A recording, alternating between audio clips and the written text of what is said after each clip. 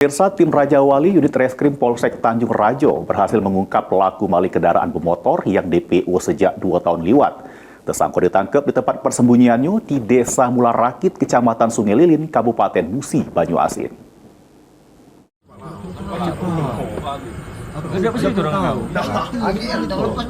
Inilah video pas tim Raja Wali unit Reskrim Polsek Tanjung Rajo Ogan Ilir melakukan penangkapan buronan pelaku maling motor.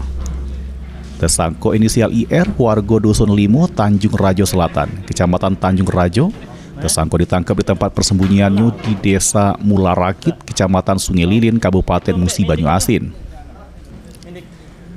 Penangkapan tersangka IR juga dibantu Polsek Sungai Lilin sama Polsek Babat Supat. Kanit Reskrim Polsek Tanjung Rajo Ibda M. Agus Akbar menyatakan kalau tersangka buton sejak Agustus 2024. Sesudah maling motor di rumah korban, tersangka itu ngelaku ke aksinya bersama siko rekannya yang lagi menjalankan hukumannya. Guna mempertanggungjawab keperbuatannya, tersangka IR harus mendekam di tahanan Polsek Tanjung Rajo, dijerat dengan pasal 363 ayat 2, junto pasal 477 KUHP ayat 2 tentang pencurian dengan pemberatan. Ahmad Romawi, PAL TV.